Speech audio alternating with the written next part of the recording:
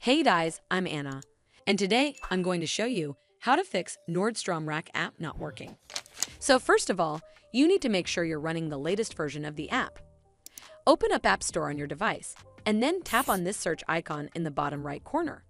Then search for the Nordstrom Rack App, and if you see this update button right next to the app name, simply tap on it to make sure you're running the latest version of the app. But if you still encounter this issue, then you need to clear App Cache. Go to your device settings and then scroll all the way down to General and tap on it. Then tap on iPhone Storage. From here, search for the Nordstrom Rack App and then tap on it. Once you're on this screen, you need to tap on Offload App. Tap again to confirm. It'll take a bit for processing, and then a reinstall button will show up. Simply tap on it to reinstall the app.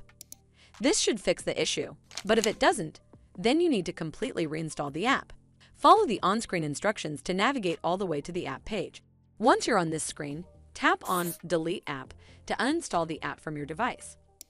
Once uninstalled, you need to open up App Store and then search for the Nordstrom Rack App right over here in the search bar, and then click on this Get button to install it back on your device.